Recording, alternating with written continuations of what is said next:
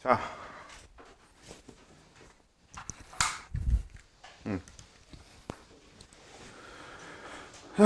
작용이 뭡니까?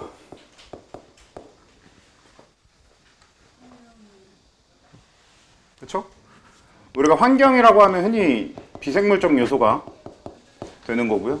그 다음에 환경이 생물적 요소, 생물한테 주는 영향이 기본적으로 작용이라고 하는 거죠. 일단은 생태계는 전반적으로 봤을 때 작용, 반작용, 상호작용, 사실 반작용에 대한 얘기는 거의 없는 편이니까 그냥 작용하고 상호작용을 주로 이야기하는 거라고 생각하시면 되는 거잖아요.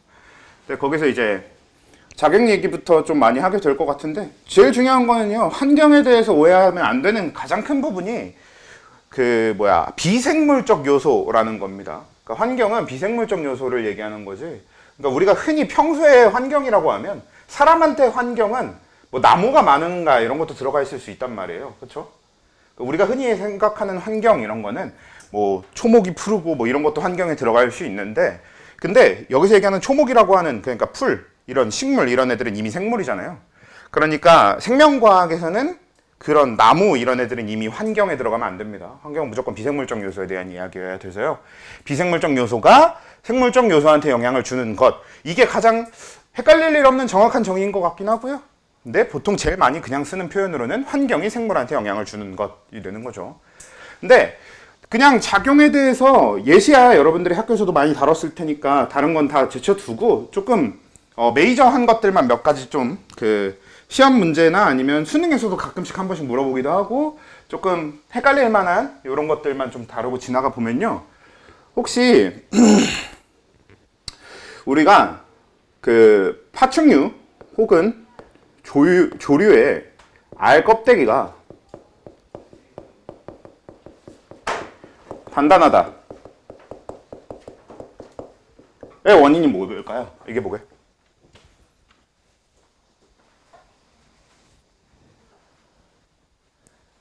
그러니까 이거를 그냥 근본적으로 얘기해보면 파충류 조류가 알 껍데기가 단단하도록 진화한 걸 거예요. 그렇죠?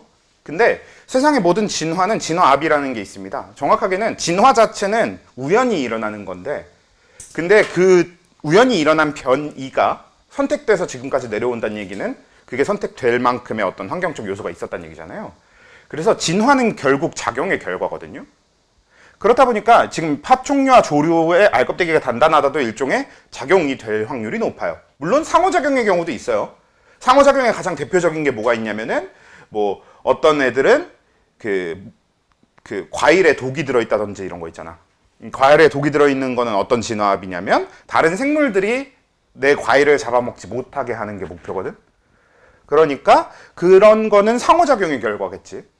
생물끼리의 작용의 결과일, 생물끼리의 영향의 결과일 텐데, 얘는 상호작용이 아니라 작용의 결과긴 하거든요. 이유가 뭘까요? 그러니까 간단하게 생각해 볼 수 있는 거는 원래는 그런 게 있었을 수도 있어. 그러면 알을 잡아먹기가 힘들지 않을까? 그렇죠? 그런 걸 생각할 수도 있는데, 그러면 상호작용이지. 생물이 생물한테 영향을 준 거잖아. 근데 그게 아니라 얘는 작용으로 봐야 됩니다. 특히나 왜냐면 알껍데기가 단단한 건 잡아먹는데 아무런 방해가 되지 않아요. 여러분들 달걀 먹어봐서 알잖아요. 그렇죠? 그럼 이유가 뭘까? 그렇죠? 얘는 이제 물의 작용입니다. 그래서 굉장히 중요해요. 우리가 얘를 물의 작용이라고 하는 게 그냥 단순하게 직관적으로 와닿지는 않는 편이거든.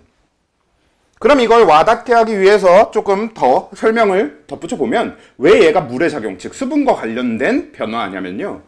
파충류 이전의 생물이 뭔지 보시면 되는데, 우리가 진화 단계를 볼 때 어떻게 보는 경향이 강하냐면 파충류 조류, 사실 너네 그거 아냐? 파충류랑 조류는 실제로 현재는 구분하지 않고 있는, 그러니까 원래는 파충류와 조류는 하나예요. 하나나 다름없어요. 왜 그런 얘기 많이 하잖아. 우리 공룡은 파충류라고 얘기하잖아요. 근데 사실상 공룡을 직계 조상으로 두고 있는 생명체는 닭 같은 새가 좀 더 맞거든요.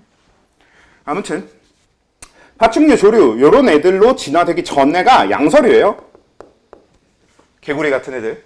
그래서 현재 개구리랑 파충류, 도마뱀을 비교해보면 알 수 있는데, 개구리는 어릴 때 수생생활을 하게 되는데, 물속에서 살게 되는데, 이유가 애초에 알을 물속에 낳기 때문이고요. 근데 파충류는 어릴 때부터 육지에서 생활을 하게 됩니다. 이유가 알 자체를 육지에 낳거든. 그러니까 양서류가 보통 그 생물의 육상 출현에서 가장 첫 단계에 해당되는 생물이라고 많이 보거든요. 그래서 양서류라는 게 물에서 이제 육지로 나오면서 그 중간 단계에 있는 생물이고, 파충류는 완전히 이제 육지 생물로서 우리가 흔히 얘기하게 될 수 있는 거고. 그러다 보니까 파충류는 육지에 알을 낳을 필요가 있게 된 거예요. 그래서 물에다가 그냥 알을 낳았을 때는 알이 물 속에 있으니까 밖에서부터 계속 수분을 공급받는 형태가 되거든. 근데 육지에다가 알을 낳으면 어떻게 돼요? 물 속에 있는 게 아니니까 수분을 공급받을 수도 없고요. 심지어 어떻게 돼? 반대로 뺏기겠죠. 그러니까 그 뺏기는 걸 막으려고 알껍질이 단단해진 겁니다. 그러니까 사실 지금 얘기한 이런 부가적인 설명은 우리가 이걸 그냥 막 달달 외운다기보다는 그냥 자연스럽게 기억하기 위한 부가 설명에 가깝고요. 결론적으로 여러분들이 알아야 될 건, 그래서 알껍데기가 단단한 거구나. 그리고 이게 왜 뭐다 물의 작용인 거구나. 수분과 관련된 이야기구나. 이런 얘기가 되는 거고요. 그래서 이거 좀 알아두실 필요가 있고요. 그 다음에 또 뭐가 있냐면, 우리가 흔히 계절과 관련된 변화는 온도랑 관련되어 있는 경우가 대부분입니다. 그러니까 보통 기온 혹은 온도가 계절에 따라서 가장 크게 변하는 요소잖아요. 우리가 흔히 지금 우리가 지내고 있는 여름 같은 경우엔 덥고요. 겨울엔 춥고요. 그랬을 때 그 덥고 추운 것 때문에 뭐 어떤 차이가 있어 대표적으로? 뭐 어떤 포유류 이런 애들 중에 덩치가 좀 크거나 뭐 작은 애들도 마찬가지인데 대부분이 어떤 걸 많이 해요? 겨울잠을 잔다던가, 그렇죠? 그런 식의 어떤 환경에 대한 적응이 이런 온도에 의한 이 계절의 변화에 의한 이 계절의 작용, 온도의 작용의 결과가 될 텐데요. 보통 계절에 의한 변화는 대부분 온도에 의한 작용이라고 그래서 생각하시면 됩니다. 가장 대표적으로 이것도 조금 특이한 예다 보니까 중요한 예시로 기억해 두실 필요가 있는데요. 식물이 겨울이 되면 뭐 어떻게 문제에 따라서 다르긴 한데요. 표현은 다 똑같은 말이지만 세 가지 표현을 다 써볼게요. 삼투압을 높인다라고 표현하기도 하고요. 아니면 가장 간단하게는 녹말을 포도당으로 전환시킨다라고까지 적어주는 경우도 있어요. 이건 되게 친절한 문제. 그 다음에 보통 이제 농도가 높아진다 이런 식의 표현, 이렇게 세 가지 정도를 쓸 수 있어요. 이 셋을 제일 많이 쓰는 표현인데, 보통 수능 특강 기준으로, 그러니까 수능에서 내는 거 기준으로는 이 표현을 제일 많이 씁니다. 삼투압을 높인다. 왜? 그래야 애들이 조금이라도 틀리니까. 자, 삼투압을 높인다. 근데 우리는 이미 삼투압이라는 표현을 앞에서 다뤘어. 뭐야? 삼투압이랑 농도는 완전히 같은 말입니다. 그래서 삼투압을 높인다는 얘기는 농도를 높인다라는 얘기고요. 근데 식물이 겨울에 왜 농도를 높이는가가 맨 밑에. 그러니까 왜 농도를 높이는가라기보다는 농도가 어떻게 높아지는가가 또 요 맨 밑에 있는 이야기입니다. 녹말을 포도당으로 바꾼다. 왜냐면 이거 되게 단순한 이야기인데, 녹말은 물에 안 녹아요. 근데 포도당은 물에 녹거든. 대표적으로 딱 뭐 생각하시면 되냐면, 녹말을 물에 녹여놓은 거 뭐예요? 물에 넣어놓은 거 뭐예요? 밥을 물에 만 거죠. 만약에 녹말이 물에 녹는다면 물 이만큼 해놓고 거기다 밥 한 숟갈 넣잖아? 그러면 한 2시간 뒤에 어떻게 돼야 돼? 그 안에 있는 밥풀이 다 사라져야 됩니다. 그래야 우리가 흔히 녹말이 녹았다라고 표현할 수 있는 거야. 근데 그렇지 않아. 근데 우리 밥 물에다가 말면 뿌얘지긴 한단 말이야. 근데 그 뿌얘진 것도 시간 지나면 어떻게 되게? 그거 밥 말고 놓고 한참 뿌얘진 상태에 있는 그걸 놓고 한참 지나잖아? 그럼 그 뿌옇게 됐던 거 아래로 다 가라앉고 위에 그냥 물이 남아있어요. 그러니까 애초에 물과 녹말이 섞였던 게 아니라, 그러니까 용해됐던 게 아니라, 녹았던 게 아니라 말 그대로 그냥 섞여만 있었던 거지. 그래서 시간이 지나면 다시 가라앉습니다. 근데 우리가 뭐 중학교 때는 이런 걸 균일혼합물, 불균일혼합물 이런 식으로도 다뤘었던 내용이긴 할 거예요. 근데 중학교 때 그 개념까지 기억이 안 나더라도 그래도 이건 꽤 중요한 얘기긴 합니다. 우리가 얘기하는 용해라는 개념은 녹는다라는 개념, 이 과학에서의 용해, 녹는다라는 개념은요, 그렇게 시간이 지나서 가라앉지 않아야 되는 거고요. 그렇죠? 그리고 용해되었을 때, 즉 균일혼합물의 가장 대표적인 특징이 뭐냐면 투명해야 됩니다. 색깔은 있든 없든 상관없어. 투명한 게 중요한 거지. 근데 우리 물에다가 밥 말아 놓은 건 불투명하잖아요. 그래서 녹말은 물에 안 녹아요. 근데 포도당은 물에 아주 잘 녹습니다. 그래서 포도당은 물에 굉장히 잘 녹는 편이기 때문에 식물이 겨울에 녹말을 포도당으로 바꾸기만 해도 농도가 높아지거든. 그래서 녹말을 포도당으로 바꾼다가 농도를 높이는 요 과정으로 가는 거고요. 농도가 높아진다는 삼투압이 높아진다랑 완전히 동일한 말이라는 겁니다. 근데 이유가 뭐냐는 거야. 근데 이 이유를 얘기하려면, 그러니까 여러분들은 이거 마찬가지야, 위에 것처럼 그냥 이 사실을 현상으로서 알면 되긴 해. 얘가 온도의 작용이다라는 걸. 근데 그래도 이해를 해보자면, 처음에 왜 식물은 녹말을 만드는가부터 이야기하는 게 좀 편한데, 녹말이 물에 안 녹기 때문에 그래요. 녹말은 식물이 유기물을 저장하는 방식입니다. 식물은 광합성을 하잖아? 그럼 광합성을 하면 포도당을 막 만들거든? 근데 그걸 포도당 상태로 들고 있으면 어떻게 되냐면 식물 안에는 항상 물이 흘러다니겠죠. 그리고 밖에서 비가 와도 막 식물에는 물이 막 닿게 될 거 아니야? 그러면 안에 흘러다니는 물 때문에도 그렇고 비가 올 때도 그렇고 막 포도당이 씻겨 내려가거나 막 포도당을 어디 특정 부분에다가 저장해 둘 수가 없게 되잖아. 그래서 물에 안 녹는 형태인 녹말로 바꿔서 저장을 하는 겁니다. 그래서 식물은 기본적으로 녹말이라는 형태로 저장하는 거야. 비슷하게 사람은 어떤 형태로 저장하는 거냐면 글리코젠으로 저장하는 겁니다. 혹은 우린 포도당을 글리코젠으로 저장하거나 혹은 뭐로 저장해? 지방으로 저장하거든요. 지방도 물에 녹아 안 녹아? 안 녹잖아.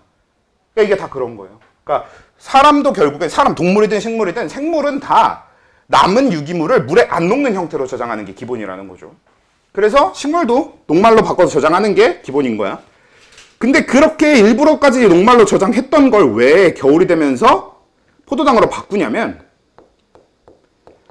이 원인이 바로 그거랑 똑같습니다. 뭐냐면 강 혹은 호수는 어는데 겨울에 강이랑 호수는 어는데 바다는 얼지 않는 이유. 소금 때문에 그렇죠. 그렇지. 바다에는 소금, 우리가 흔히 얘기하는 염분이 녹아있기 때문에 바다엔 염분이 녹아있으면 우리 뭐라고 해야 될까요? 그렇게 용액은 순수한 물에 비해서 훨씬 낮은 어는 점을 갖게 됩니다. 이건 다 들어본 적이 있는 이야기일 것 같아요.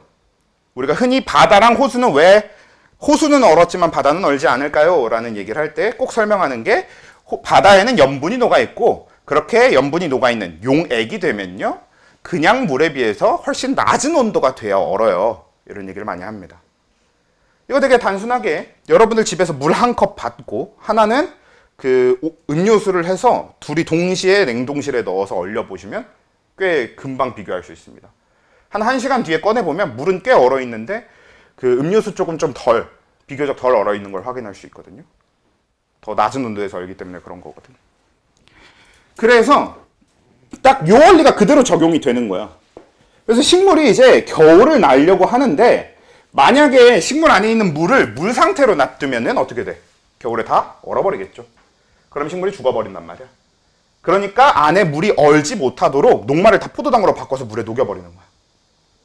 그러면 물이 용액이 되죠. 포도당 용액이 되는 거잖아. 그러면 어느 점이 내려가니까 얼지 않고 겨울을 버틸 수 있게 되는 거죠. 그래서 온도의 작용입니다. 이해됩니까? 그래서 얘도 기억해 둬야 돼. 근데 온도의 작용은 이거 말고도 다른 예시도 되게 많이 나와요. 근데 다른 예시들은 여러분들이 보면 온도의 작용이라는 걸 그냥 금방 알만 해. 그래서 요것만 좀 따로 한번 정리해두고 기억해두면 좋을 것 같다. 얘는 딱 보고는 온도의 작용이라는 게 떠올리긴 힘들잖아요. 그래서 좀 알아두고 이해해둘 필요가 있는 거고요.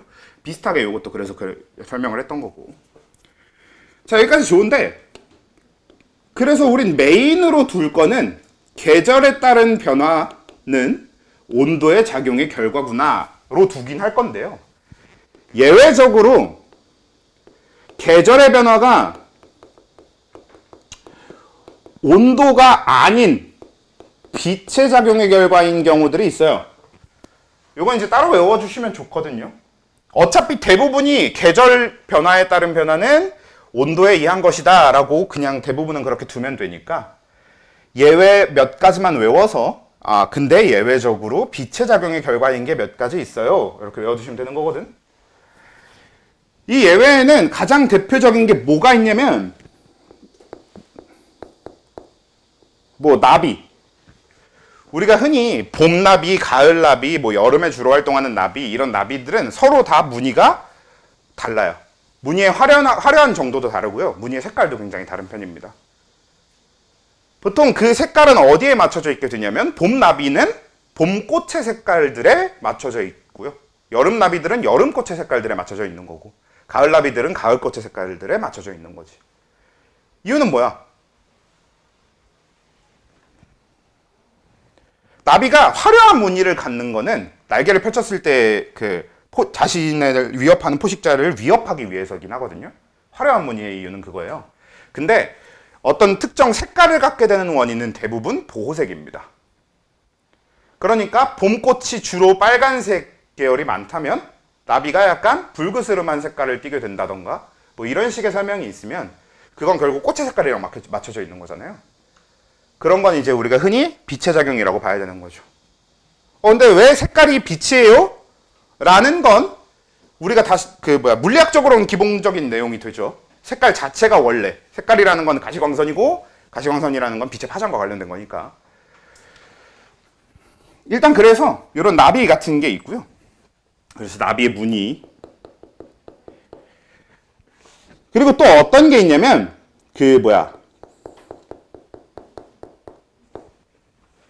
사슴의 번식이 있습니다.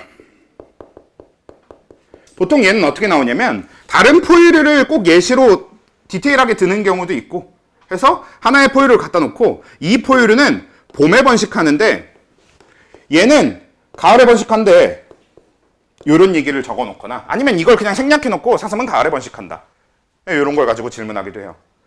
그러면 우린 얘를 보고는 빛의 작용이다 라고 얘기해 줘야 돼. 그럼 결국 근본적으로 하고자 하는 얘기가 뭔지 짚어봅시다. 일단은 포유류뿐만 아니라 대부분의 생물들은 봄에 번식해요. 그런데 사슴은 가을에 번식합니다. 이 차이가 결국은 이 빛의 작용의 결과여야 되는 거죠. 그럼 이 차이는 왜 생기는 걸까요? 근본적으로 생물들이 봄에 알을 낳거나 봄에 번식을 하는 가장 큰 이유가 뭐냐면, 가장 기본적인 이유가 뭐냐면, 봄에 번식 행위를 했을 때, 자손을 낳았을 때, 그 자손이 다음 겨울, 우리가 겨울이 가장 살아남기 힘든 환경일 거 아니에요? 야생 생물 기준으로 했을 때. 그래서 그 살아남기 힘든 환경인 겨울 이전까지 어느 정도 성장을 해서 겨울을 버티게 할 수 있으려면, 그러면 봄에 번식을 하는 게 당연히 제일 좋겠죠. 그래서 그렇게 맞춰져 있는데, 근데 사슴은 이상하게도 그런 봄에 번식하지 않고 가을에 번식하게 되어 있다라는 거야. 근데 사실 우리가 생각해보면 봄이랑 가을은 기온 차이가 그렇게 심한가요? 아니야. 사실 우리는 봄은 딱 봄의 기온이라고 하면 정해져 있는 게 아닌 게, 봄은 우리 입장에서 뭐라고 생각해? 겨울이 끝나고 여름으로 가는 길이잖아. 그럼 봄은 지나면 지날수록 결국 기온이 계속 올라가는 구조 정도로 되어 있고요. 그다음에 가을은 여름이 끝나고 겨울이 오기 전까지이기 때문에 그냥 기온이 떨어지는 구조로 되어 있을 뿐, 평균 기온, 평균 온도만 비교해보면 봄이랑 가을은 그렇게 다를 게 없습니다. 그렇죠? 그럼에도 불구하고 왜 얘는 봄에 번식하고 얘는 가을에 번식하는 차이가 생겼느냐는 몰라요. 사실 사슴이 왜 가을에 번식하는지의 이유는 모릅니다. 오히려 우리는 그냥 사슴은 가을에 번식하더라 라는 걸 그냥 현상으로서 관찰해냈을 뿐이고, 그리고 그 직접적인 원인은 여러 가지로 예측은 하고 있는데 그냥 정확한 원인이 뭔지는 몰라요. 정확한 원인이 뭔지는 우리가 알 방법이 없지. 알려면 사슴한테 물어봐야 될 거 아니야. 넌 왜 가을에 번식하냐 물어봐야 되는데 아까 불가능하니까. 근데 얘네들이 어떤 식으로 호르몬의 변화가 생기는지 보면 결국 번식을 한다는 거는 호르몬의 변화에 의해서 그 시기에 번식을 하도록 정해져 있다는 얘기거든요. 근데 왜 대부분의 생물들은 봄에 번식하는데 사슴은 가을에 번식하는지 호르몬적인 변화로 관찰을 해봤더니 어떤 거에 따라서 호르몬이 변하게 되어 있냐? 이것도 빛입니다. 얘네들은 온도를 몸으로 측정해서 그 온도가 따뜻해지네 혹은 온도가 추워지네를 이용해서 번식을 하는 게 아니라요. 얘네들은 번식 시기를 어떻게 정하냐면 일조량이 늘어나는 시기다가 대부분의 생물들이 번식하는 이 봄이라는 걸 깨닫게 되는 방법입니다. 그러니까 따뜻해지니까 봄이네 이러고 깨어나거나 따뜻해지니까 봄이네 이러고 번식을 하거나 이런 게 아니라요. 봄은 뭐야? 겨울이었으니까 낮이 짧다가 낮이 긴 여름으로 가는 시기잖아요. 그러면 해가 떠 있는 우리가 이제 일조 시간이라고 하죠. 일조 시간이 길어지게 되거든. 가면 갈수록. 그걸 보고 얘네들은 지금 봄이구나를 깨달아서 호르몬이 거기에 맞춰서 그때 번식을 하도록 되어 있는 게 대부분의 생물인 거고요. 근데 반대로 사슴은 어떻게 되어 있는 거냐면 일조 시간이 길다가 오히려 짧아지는 그게 이제 가을일 거 아니에요. 여름에서 겨울로 가는 시기니까. 그때 번식하도록 되어 있다라는 얘기입니다.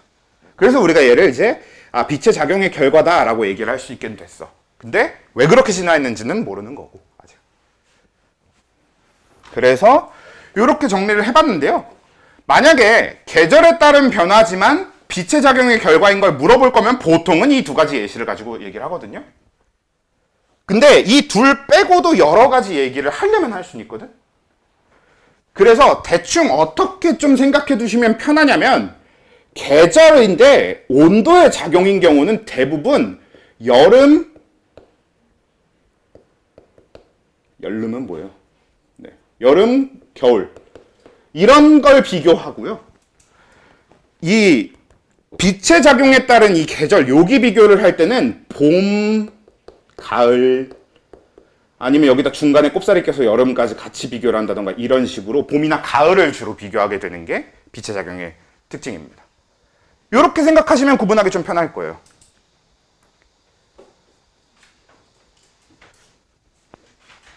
여러분들이 평소에 공부를 어떻게 하는지 모르겠으나 저는 개인적으로 어떤 판단의 메커니즘을 머리에 만들어 두고 그걸 그대로 사용하는 걸 되게 좋아하거든요. 편하니까.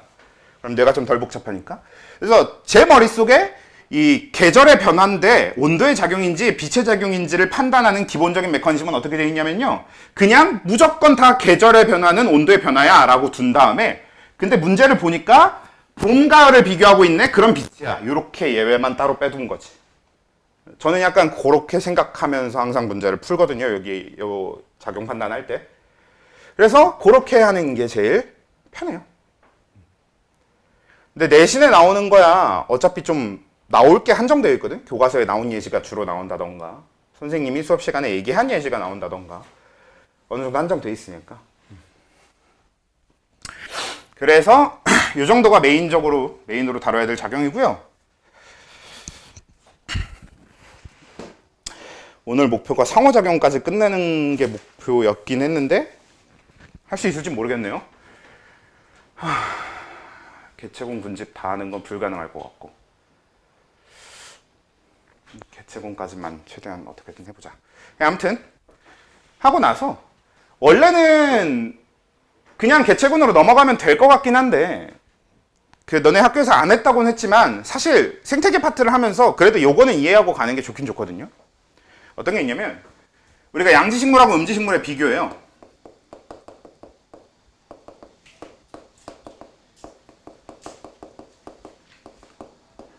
자, 이 그래프 자체는 여러분들이 다루진 않게 될 거예요. 근데 이 그래프를 응용한 문제는 굉장히 많습니다. 수능 기출에나 아니면 어떤 기출 문제집 이런 데도 되게 많고요. 완자 기출픽 이런 데도 되게 많고요. 그래서 요거는 그래도 요 그래프로 봐두고 그리고 얘네들에 대해서 이해해 두는 게 좋은 그래프가 하나 있는데 기본적으로 그래프의 명칭, 이 그래프가 얘기하고자 하는 바는 뭐냐면요. 빛의 작용이고요. 그 안에서도 우리가 흔히 얘를 딱 콕 집어서 빛의 세기의 작용이라고 부릅니다. 그러니까 빛의 세기가 얼마나 센가 약한가가 생물한테 어떤 식으로 영향을 주느냐에 대한 얘기예요. 근데 사실 동물한테는 빛의 세기의 작용이 뭐 클까요? 사실 별로 없을걸? 그렇잖아. 우리가 햇빛이 세다 약하다는 어느 정도 영향을 줄 수는 있어. 사람 기준으로 생각해봐. 뭐야? 햇빛이 세면 더워요. 햇빛이 안 세면 추워요. 그런 거밖에 없지 뭐. 덥고 춥고 아니고 또 뭐가 있어? 햇빛이 세면 피부가 타요.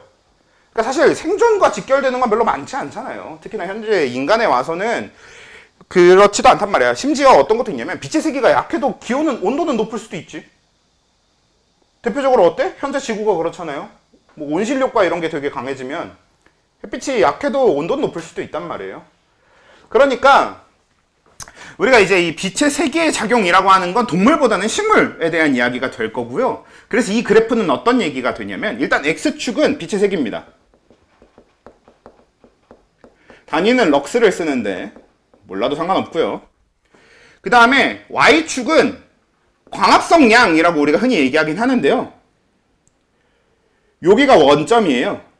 그러니까 여기는 플러스 값을 갖는 거고 원래는 여기는 마이너스 값을 갖는 거거든. 그래프를 보면 그쵸? 우리가 좌표평면을 다룰 때 원점을 기준으로 위에가 위에가 이 Y축의 위쪽은 플러스 값을 그리고 아래쪽은 마이너스 값을 주로 얘기하니까 그렇게 되는데 주로 여기는 CO2 흡수량이 되고요. 그래서 그게 마이너스 쪽으로 내려가면 CO2 방출량이 되겠죠. 자, 우리가 이산화탄소를 흡수한다는 거는 이산화탄소 흡수해서 하는 바는 가장 대표적인 게 뭐예요? 광합성이지. 그래서 광합성에 대한 이야기가 될 거고 이산화탄소를 방출하는 건 호흡이지. 그래서 얘는 이제 호흡과 광합성과 관련된 건데 실제로 식물은 이런 형태의 광합성량 그래프를 갖게 됩니다. 그러니까 여러분들이 진짜 이거는 집에서도 실험해 볼 수 있어. 식물을 갖다 놓고 그 주변에 이산화탄소랑 O2의 농도를 측정해 줄 수 있는 기체 포집기 같은 걸 놓고 뚜껑을 덮어놔. 그러면 그 기체 포집기에 실시간으로 우리가 빛의 세기를 바꿔주면요. 실시간으로 이산화탄소 흡수량과 이산화탄소 방출량이 변하는 걸 확인할 수 있어요. 내부에 이산화탄소 농도가 변합니다. 진짜 집에서도 실험할 수 있는 그런 거거든.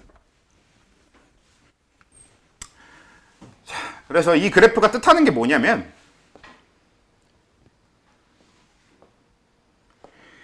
일단 여기가 X축을 기준으로도 원점이니까 여기가 빛의 세기가 0인 점이에요. 자, 그럼 빛이 하나도 없는 식물은 광합성을 하나요? 못하지. 광합성 이름 자체가 광합성이니까 빛이 있어야 하는 거잖아. 그럼 빛이 하나도 없는 상태의 식물은 뭐만 할까? 광합성은 안 하지만 뭔 해야 돼? 호흡은 해야 될 거 아니야. 살아있는 생물이니까. 그래서 우리가 요 빛의 세기가 0일 때 CO2 방출량을 호흡량으로 보면 됩니다.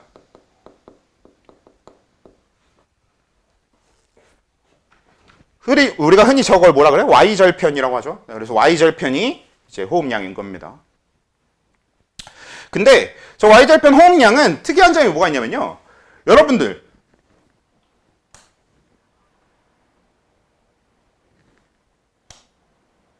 자, 껐다 키는 동안 빛의 세기가 변했잖아.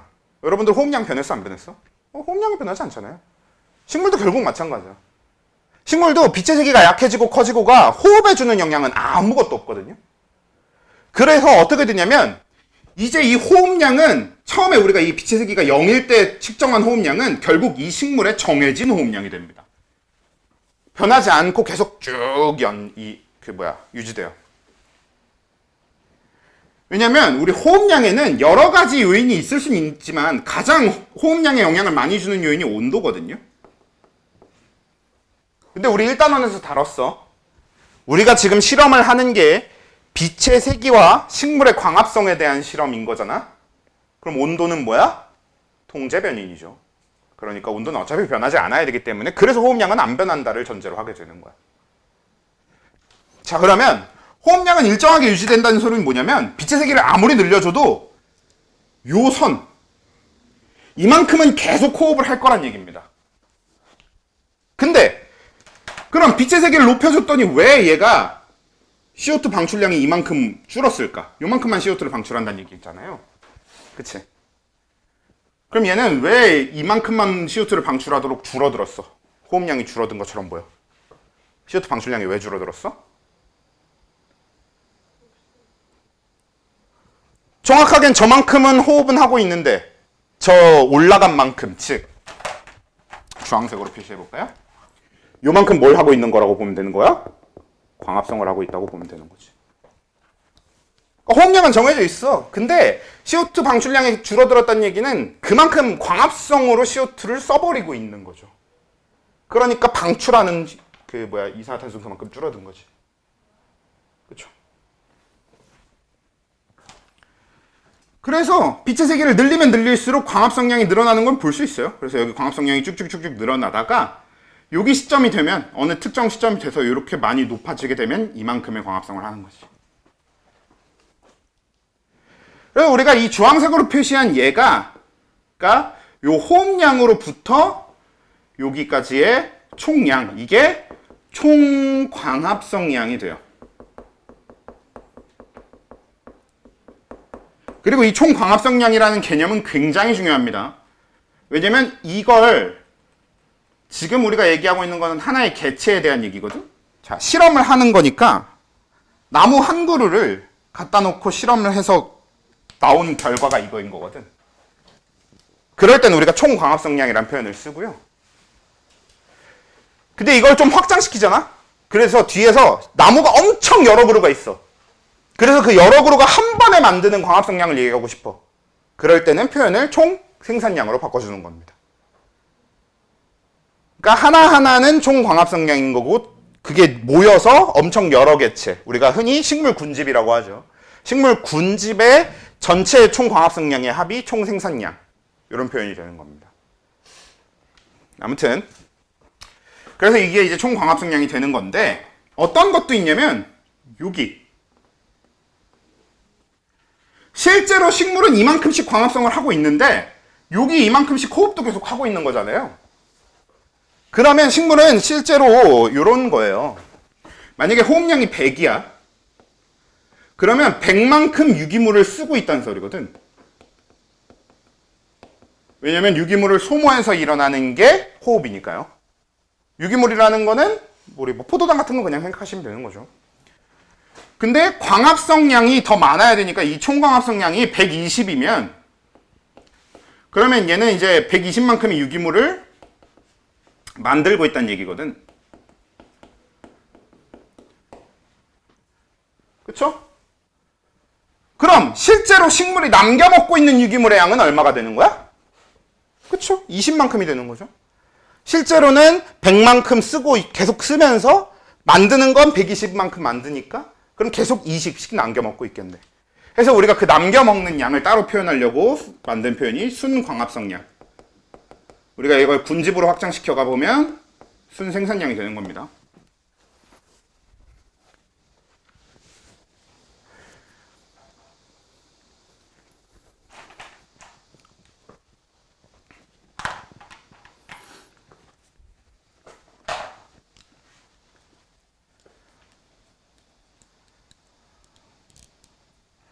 그래서 우리가 뭘 볼 수 있냐면요. 이렇게 빛의 세기를 늘려가다 보면 총광합성량이나 순광합성량 같은 게 쭉쭉쭉쭉 증가한다라는 걸 볼 수 있는 거고요.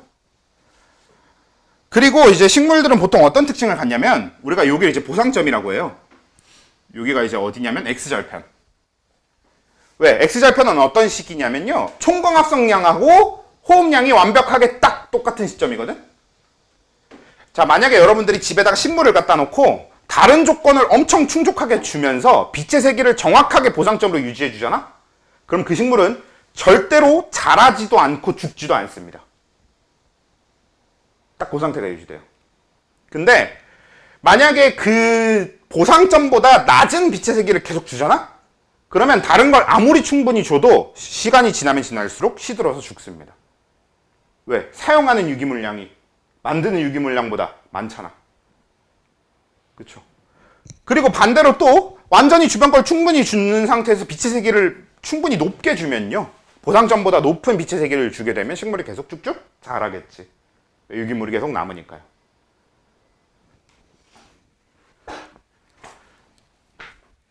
그런 개념이 되는 게 이제 이 총광합성량하고 순광합성량인데,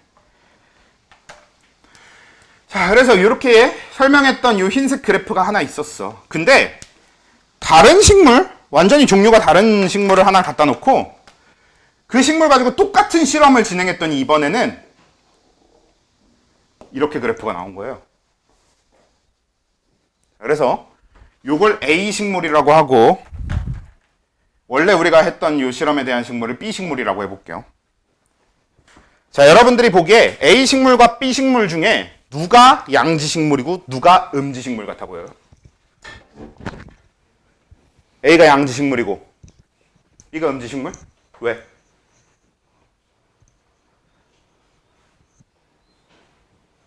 광합성을 더 많이 해서?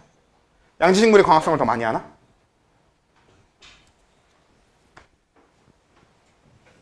어때? 둘 중에 뭐가 양지 식물이고 뭐가 음지 식물 같아 보여? A가 양지? A가 양지라는 의견은 다 똑같네요. 이유는? 그치. 그게 되게 중요한데 우리가 양지 식물이랑 음지 식물의 의미, 글자의 의미 자체가 무슨 뜻이냐면 양지는 볕 양자를 써서 빛이 잘 드는 곳에서 자라는 식물이고 음지는 이제 빛이 잘 안 드는 곳에서 자라는 식물이어야 되는 거거든. 그래서 음지 식물은 어떤 특징을 갖냐면요, 보상점이 낮아요. 그래서 빛의 세기가 그렇게까지 높지 않아도 잘 자라면서 살 수 있도록 되어 있어요. 반대로 양지 식물은 어떻게 되냐면 음지 식물 봐봐. 한 요 정도 빛의 세기를 기준으로 잡아볼게. 여기 1번.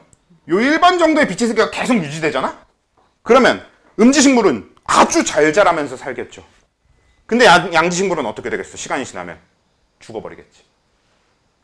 그러니까 상대적으로 빛의 세기가 약해도 잘 살 수 있는 게 B인 거지. 근데 비교적 1보다, 그러니까 저 B보다 더 높은, 1번보다 더 높은 한 요쯤에다 2번을 만들어 볼까요? 자, 2번 정도의 빛의 세기가 계속 유지된다 그러면 A하고 B는 둘 다 되게 잘 자라긴 할 거거든? 근데 B에 비해서 A가 진짜 어마어마하게 잘 자라겠죠. 그러니까 빛의 세기만 충분하다면 얼마든지 엄청 잘 자랄 수 있는 게 A. 그래서 A가 양지식물. 이게 양지식물과 음지식물의 근본적인 특징입니다. 여기서 나오는 차이 중에 가장 중요한 게 그래서 뭐냐면요. 원래는 모르겠어. 이제 문제집에서 물어보니까 문제집용 정리를 밑에다가 따로 일단 해주긴 할게요. 양지식물하고 음지식물을 비교할 때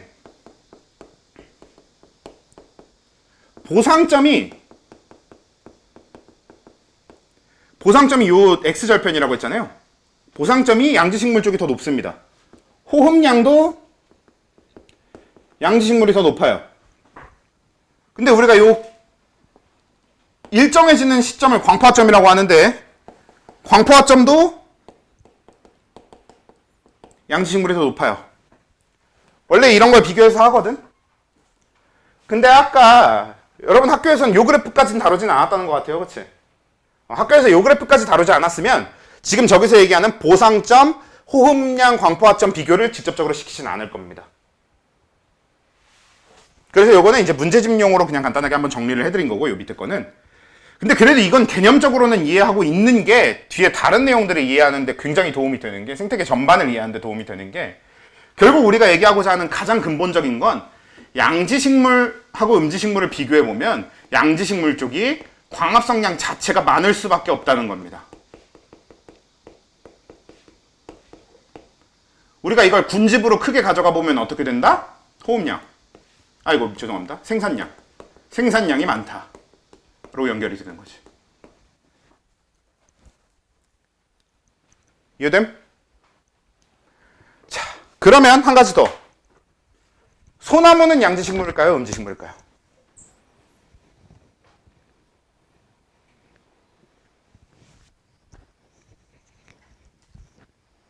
소나무. 우리 소나무 하면 특징이 뭐야? 사시사철 푸른 나무 뭐 이런 얘기 많이 하잖아요. 소나무. 양지일까요? 음지일까요?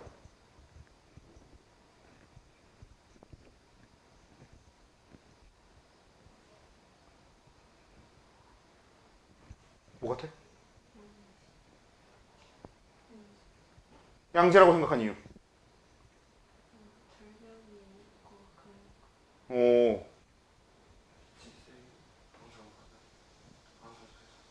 빛의 세기가 다른데 항상 잘 자란다?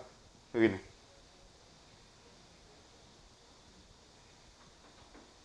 음지라고 생각하신 이유.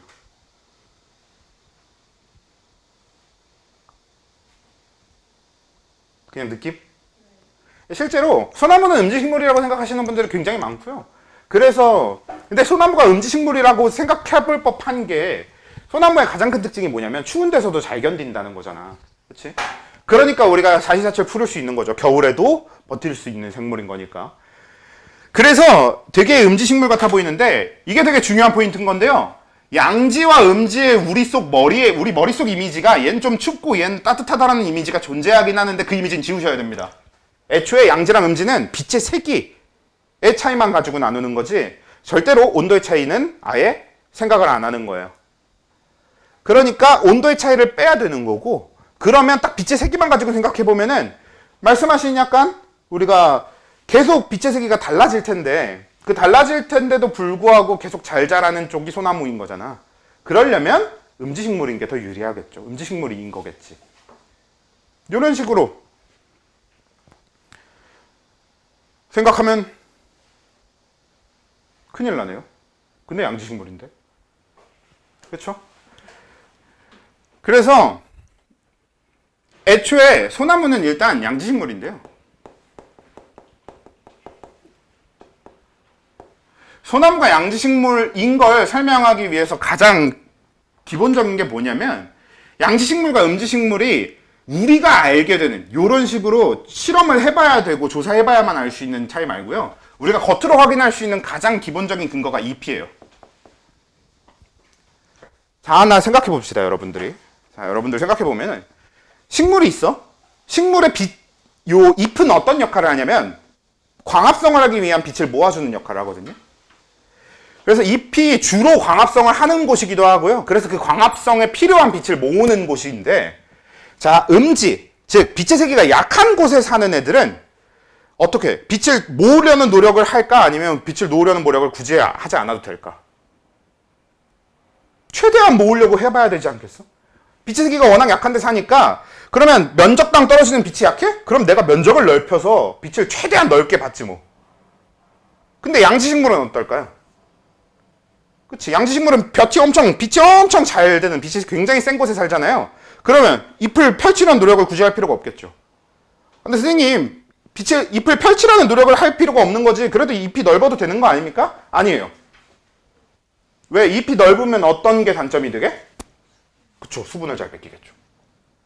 그래서 잎이 넓으면 수분을 잘 뺏기기 때문에 식물 입장에선 잎이 좁으면 좁을수록 유리하거든? 근데 음지는 오히려 어때요? 잎이 넓어도 수분을 덜 뺏기겠지. 빛이 덜 오니까. 그래서 음지식물들은 잎이 넓고 얇아요. 뭐 얇은 것까지는 요거는 이제 다른 영향에 의해서 바뀔 수도 있으니까 중요하진 않은데 넓다가 특징이고 양식물은 잎이 좁아요. 그래서 양지식물에 해당하는 애들은 잎이 좁은 식물들, 우리가 흔히 얘기하는 침엽수가 되고요.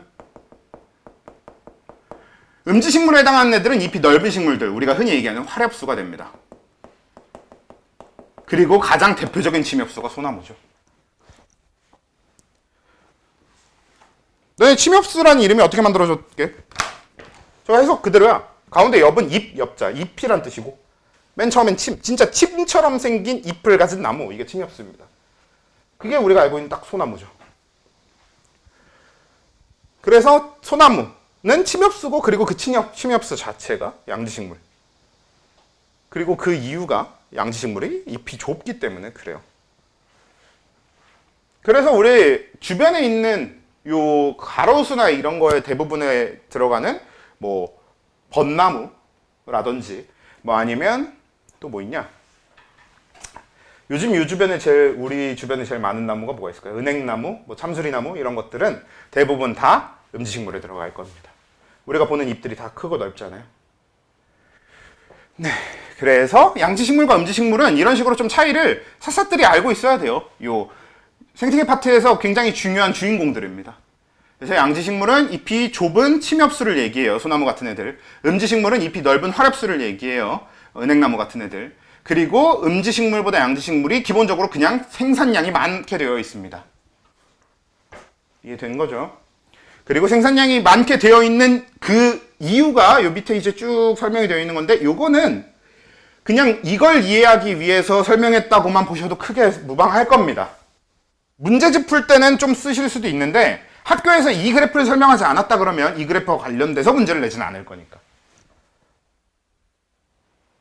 선생님, 근데 선생님들이 대충 그런 게 있어. 선생님들이 큰 틀만 설명했으면 그 안에 있는 디테일한 거는 그냥 문제를 내버리는 경우들도 있거든요. 근데 그건 적어도 수능에 이 그래프에 관련된 문제가 나온다라는 전제에서나 그렇게 문제를 내는 거고, 저거 수능에도 안 나와요, 이제. 우리가 수능에서도 저 그래프를 다루지 않고 있기 때문에 내신에서도 선생님들이 직접적으로 가르치지 않았으면 안 낼 겁니다. 그냥 이해를 위한 그래프였던 거고요. 얘는 여러분들이 알아야 될 내용은 위에 정리된 것들이에요. 하면 작용은 이 정도만 하고 일단 넘어갈 거예요.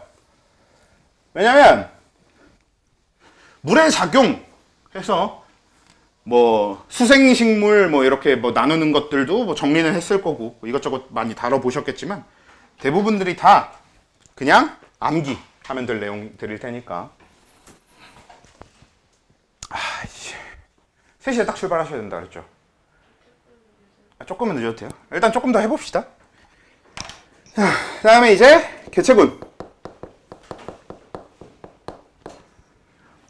자, 우리가 개체군하고 군집에 대한 개념이 확실히 잡혀 있어야 되는데, 근데 사실 이 군집이 정말 좀 개 같은 개념이긴 해요. 근데 아무튼 한번 정리를 해보면 개체군하고 군집 중에 군집이 더 큰 개념이야. 큰 집단입니다.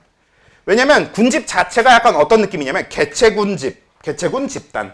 여기서 개체군 집단, 여기서 이제 이렇게 만들어진 거나 다름없거든요. 군집이라는 편 자체가.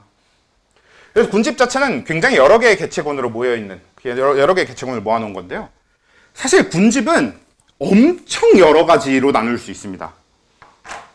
지구상의 생물들을 군집으로 나눠보면 몇 가지 군집으로 나뉘냐면 그냥 사실상 무한대예요. 왜냐면 군집은 구분 기준에 따라서 얼마든지 자기 마음대로 잡을 수 있는 게 군집이야. 예를 들면 서울 군집 이런 식으로 잡을 수도 있어요. 서울에 사는 생물들을 전부 모아서 서울 군집 이렇게 부를 수 있는 거예요.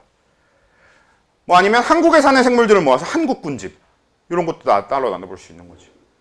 뭐 아니면 서울에서도 뭐 마포구 뭐 이렇게 구 나눠갖고 마포구 군집, 강남구 군집 이렇게도 나눌 수 있거든요. 그래서 군집이라고 하는 건 우리가 그냥 어떤 특정 공통점을 가진 기준을 잡아두고 그 기준에 맞는 생물군들, 이 개체군들을 묶어놓으면 그게 다 군집이 됩니다.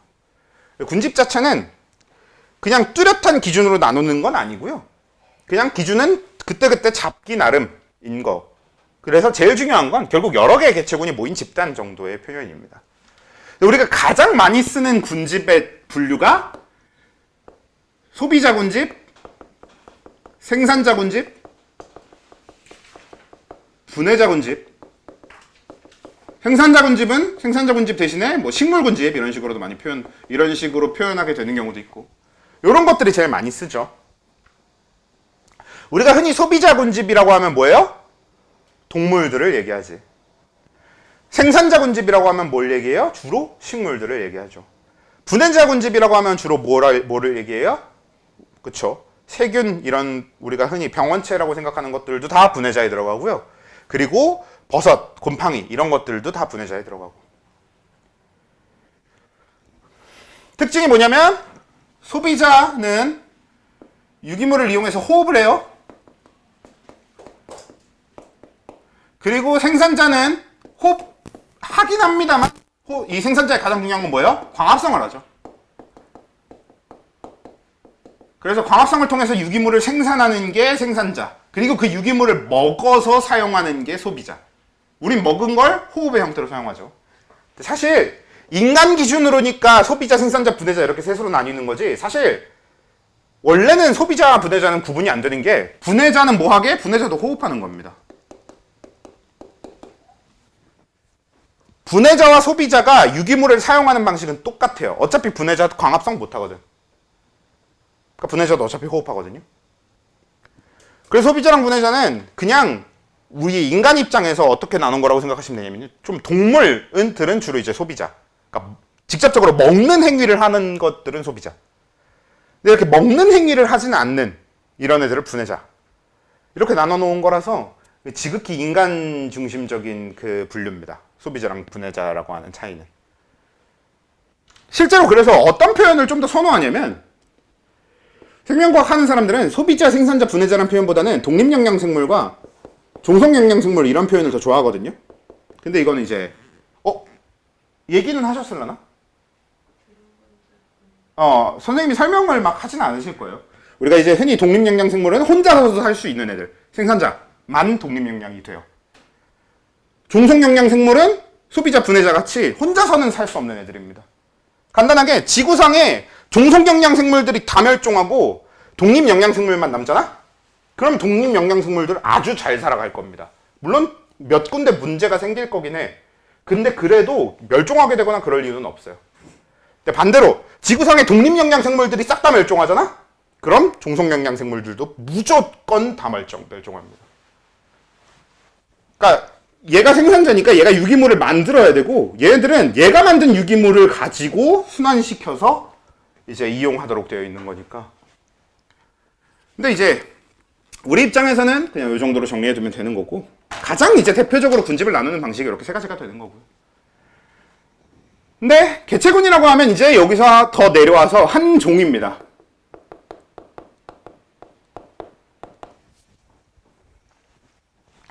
일단 영상을 여기까지 잠깐 끊고